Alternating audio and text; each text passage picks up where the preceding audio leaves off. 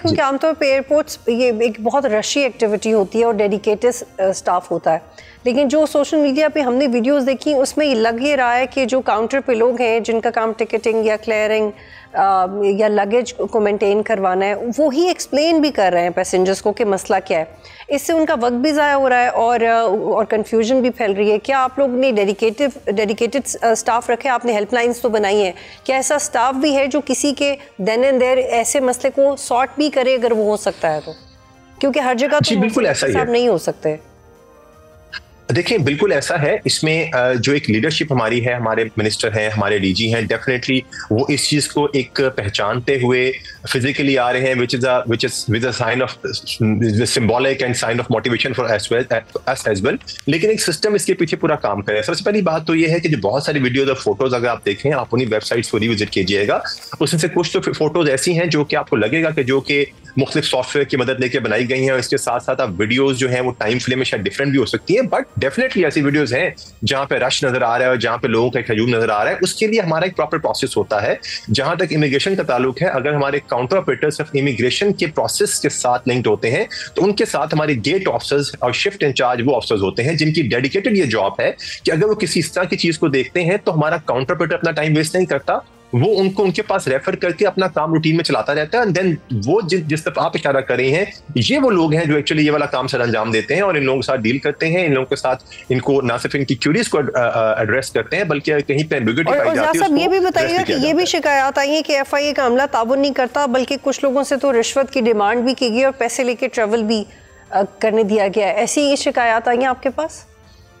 सबसे पहली बात तो देखिए कि शिकायत आना जो है वो सिर्फ एक नेगेटिव टर्मिनोलॉजी नहीं है, एक पॉजिटिव भी है। जो महकमा है वो डेफिनेटली इवॉल्व करता है। अगर कंप्लेंट सिस्टम है, रिड्रेसल सिस्टम है, टेलीफोन नंबर डिस्प्ले किए हुए हैं, तो मुख्तलिफ कंप्लेंट्स का आ जाना मैं समझता हूँ कि किसी भी महकमे के इर्तिका के लिए अच्छी बात होती है। लेकिन आप यहाँ पे एक और चीज देखिए कि अगर हमारे मिनिस्टर, हमारे सीनियर ऑफिसर्स जो हैं वो एयरपोर्ट्स पे हैं, वहाँ लोगों को न सिर्फ वेलकम कर रहे हैं बल्कि वहाँ पे उनको बता रहे हैं कि किस तरह से एक क्विकली सारा इमिग्रेशन का अमल हो रहा है। So that is one indication कि हम लोग डेडिकेटेड हैं इस तरफ।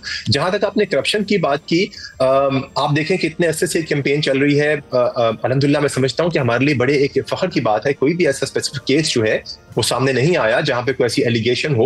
अगर कोई ऐसी एलिगेशन आती है सामने तो हमने यहाँ पे ऐसे केसेस भी ट्रेस किए हैं जिसमें लोगों ने इस सारे पैनिक का फायदा उठाते हुए एफआईए का नाम इस्तेमाल करते हुए लोगों से पैसे लिए और उनको लेके उनको भिजवाने का दावा किया। और उसमें लाजमी बात है, बाज लोग तो अपने डॉक्यूमेंट्स की जेन्युइननेस पे अगर निकल भी जाएंगे तो डेफिनेटली वो लोग जो है पैसे फिर एफआईए के नाम से उनसे ऐंठ लेते हैं। लेकिन इसकी भी बार बार तशहीर की जा रही है और जहां से ऐसी शिकायत आई है उसमें डिपार्टमेंट ने हमेशा आगे बढ़ के ना सिर्फ अपने लोगों के खिलाफ एक्शन भी किया है बल्कि हमने उनको महकमे से बर्खास्त भी किया और उनके खिलाफ भी हमने लीगल एक्टिविटीज दी। सो जहां पे ऐसी शिकायत आती है केस टू केस बेसिस पे को लिया जाता है। लेकिन जनरली आप और मिनिस्ट्री ऑफ इंफॉर्मेशन आपके साथ कितना इसमें हैंड्स इन ग्लव्स है, क्योंकि इसके बगैर ministry of interior ministry of interior, जी डेफिनेटली ये मिनिस्ट्री ऑफ इंटीरियर के अंडर ही एफआईए आता है और उसमें हमारे मिनिस्ट्री ऑफ इंटीरियर जो है उसको हेड करते हैं।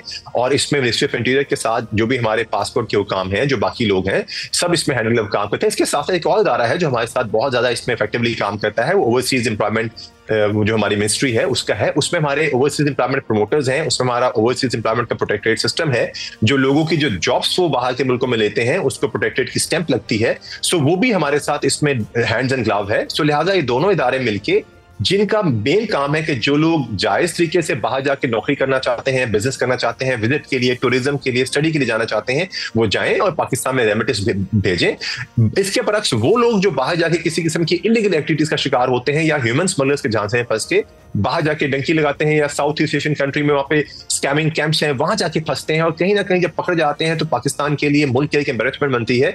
उनके लिए एक फिल्टर अप्लाई किया जाए ताकि ऐसे लोग किसी भी और साहब ये भी क्लियर कीजिएगा कि ये तो आपने कहा है कि जब कुछ लोग डिपोर्ट हो जाते हैं तो फिर आप उसके खिलाफ क्या कार्रवाई करते हैं, क्योंकि हजारों में लोग हैं, आप उनके पासपोर्ट को ब्लॉक करते हैं, उनकी ट्रैवल लिस्ट में उनको ईसीएल में डालते हैं या मुकदमात बनाते हैं। ये जो लोग आए फॉर एग्जांपल, इनके साथ आपने क्या किया? ये इसके लिए पूरा मैकेनिज्म है। बाज लोग तो जिनको हम जनरल डिपोर्टीज कहते हैं वो तो मुख्तलिफ ऐसी वजूहात की बिना पे आ जाते हैं, किसी का पासपोर्ट एक्सपायर हो गया या कोई ओवरस्टे हो गया, यानी जिसपे क्रिमिनल लायबिलिटी बाज लोगों पे नहीं होती, उनको तो फिर उस तरह से डील डिफरेंटली किया जाता है जिनके पास खुद एक विक्टिम का स्टेटस होता है। बट वो लोग जो बैगरी के लिए बाहर गए, हमारा ट्रैफिकिंग पर्सन जो एक एक्ट है उसके अंदर प्रॉपर इसकी शेख आ गई है कि जो लोग ऑर्गेनाइज बैगरी के अंदर जाएंगे उनके खिलाफ भी FIR दर्ज होती हैं, जो किसी क्रिमिनल लायबिलिटी के तहत या फॉइड डॉक्यूमेंट के ट्रैवल करके पकड़े जाते हैं उनके खिलाफ FIR दी जाती है, फिर उनके एजेंट्स को भी अरेस्ट किया जाता है। और इसके साथ साथ जो लोग क्रिमिनल लायबिलिटीज पे आते हैं उनके नाम जो है पासपोर्ट कंट्रोल लिस्ट में उनका पासपोर्ट का उनका नाम डाल दिया जाता है, उनका पासपोर्ट 5 साल के लिए उसको ब्लॉक कर दिया जाता है। सब्सक्राइब करें और बेल दबाएं ताकि कोई खबर रह न जाए।